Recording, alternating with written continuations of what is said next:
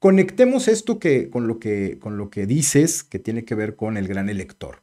El presidente de la República, a partir de su posicionamiento, de su protagonismo diario en las mañaneras, y de esta petición que hace ya el equipo de Xóchitl Gálvez, la propia candidata del PRI, del PAN, del PRD, que le hacen al INE, a los consejeros del INE, para que callen al presidente, para que el presidente deje de subirse a la mañanera y hablar sobre lo que sea y estarse metiendo en las elecciones.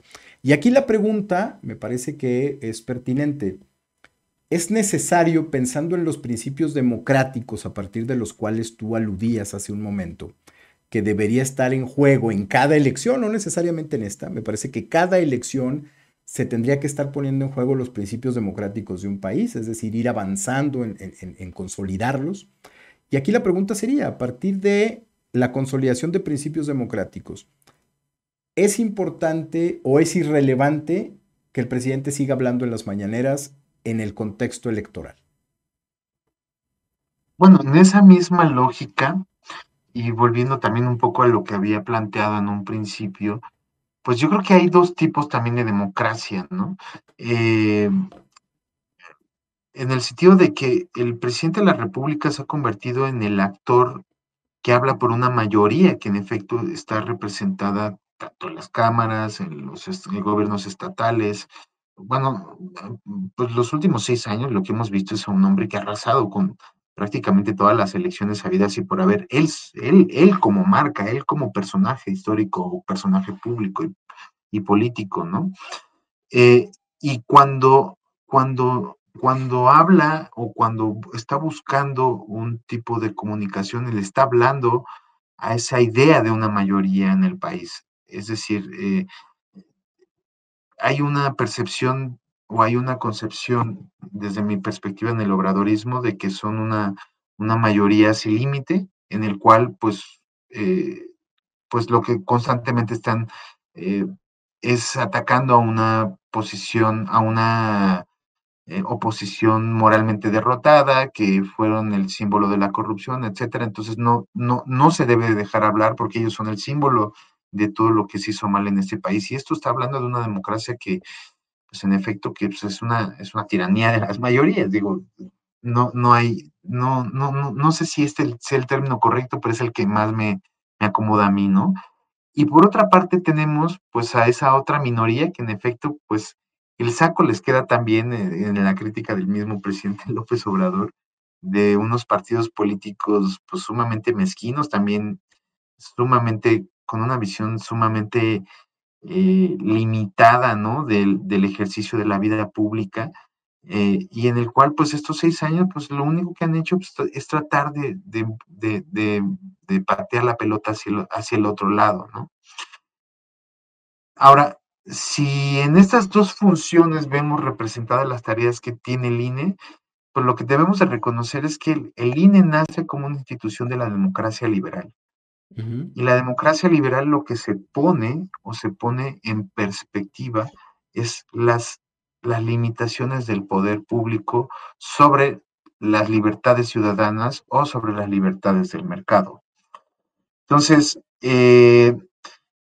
por una parte, pues por ejemplo, lo hemos visto en los últimos años. Yo creo que el presidente López Obrador en esa parte no ha sido nada autoritario en las libertades que han ganado los empresarios. Hemos visto que las ganancias de los empresarios pues, aumentaron solamente después de la pandemia 20%. Y Ujú. por otra parte, lo que sí yo creo que está ahorita en juego es las libertades de la democracia, o sea, de la democracia representativa que debería de representar a todos, ¿no? Y ahí yo creo que el presidente, pues en efecto, él mismo, cuando era un opositor, él mismo defendió esas limitaciones al poder público, sobre todo al poder presidencial, y sobre todo al poder presidencial de intervenir en las elecciones. Ujú. Y Sí, con eso es lo que, aquella frase que se hizo, digamos, clásica de Cállate Chachalaca, que le dirigía a Vicente Fox en su momento, que hablaba del asunto electoral y lo criticaba Andrés Manuel López Obrador. Ahora es al Es revés. correcto. Ahora, Ahora es al revés. Es ¿no? correcto. Ahora es Yo, López Obrador el que todas las mañanas, por lo menos en la semana, está hablando desde la mañanera, hablando de política, hablando de elecciones, trata de darle la vuelta al tema, pero termina hablando de las elecciones, termina hablando del régimen, termina hablando de los opositores, termina influyendo, me da la impresión, está influyendo en la elección y eso es lo que se le está criticando. Aquí la pregunta ¿es democráticamente viable callar al presidente en este periodo electoral?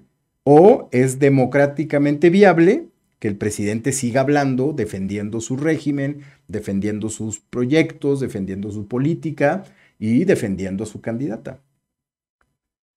o criticándola, porque bueno, hay que recordar que ayer la criticó por no Por no haberlo haberla mencionado, por no haberlo defendido, ¿no?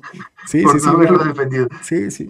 Yo creo que, mira, cuando López Obrador, o sea, me pongo más bien como en una posición analítica más que moral. Yo creo que cuando el presidente López Obrador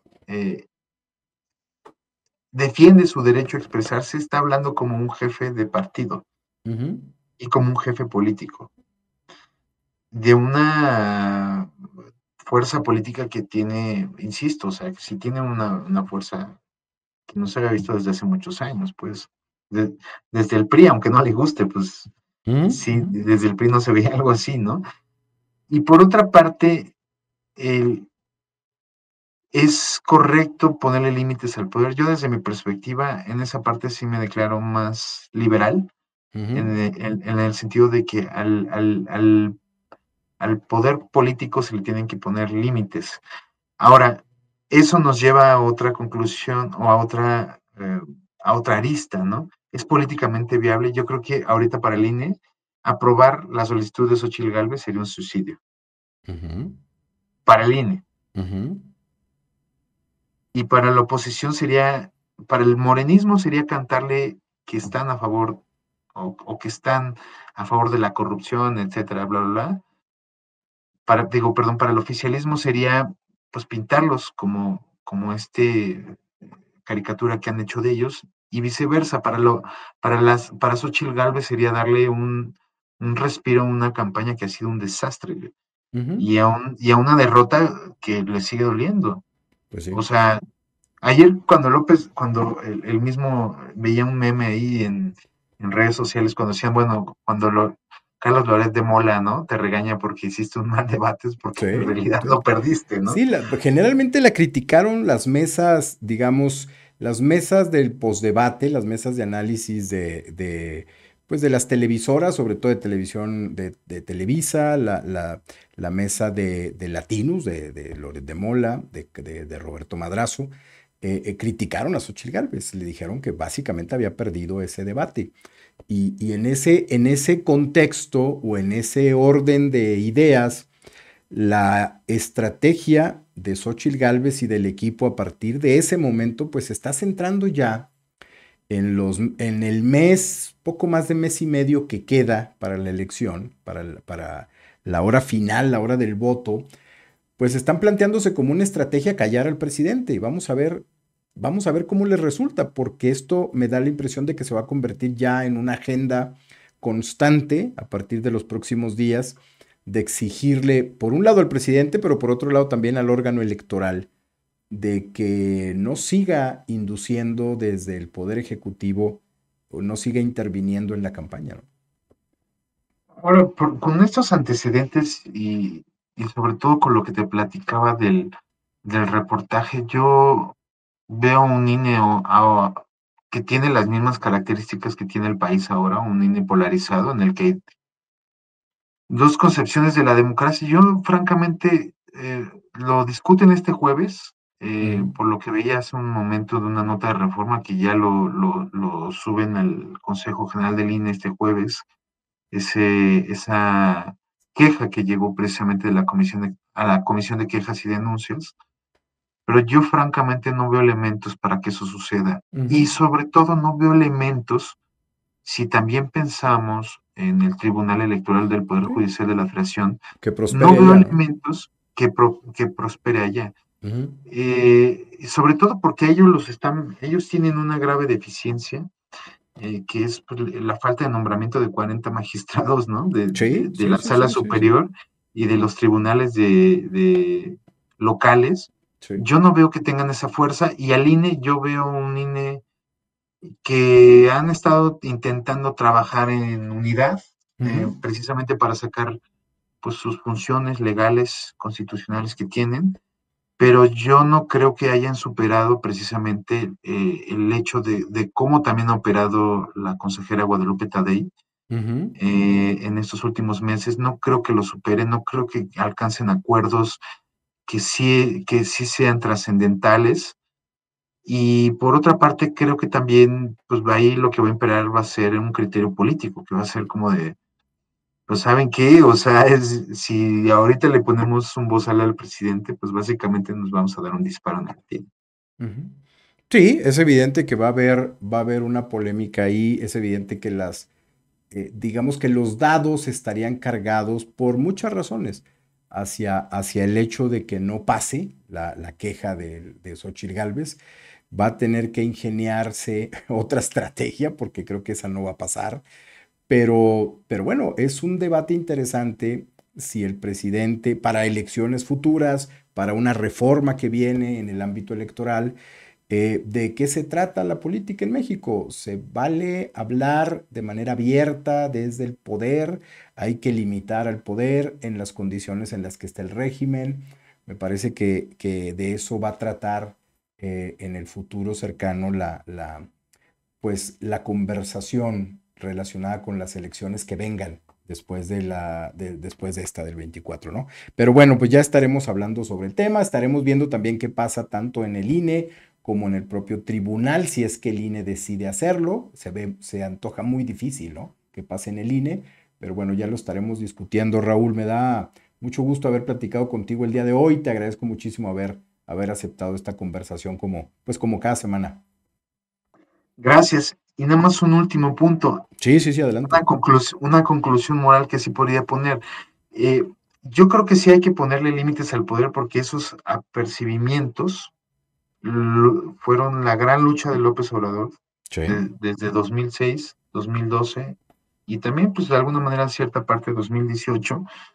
eh, Fueron también la lucha por la que se ha peleado prácticamente desde las elecciones de Sí, 1988, sí, es sí, decir, la sí. equidad de la contienda, eso es lo que también se juega, y pues no puede haber equidad en una contienda cuando el personaje, uno de los personajes más poderosos del país Sí, y sí, que sí. tiene la mayor representación política, interviene constantemente en el proceso electoral.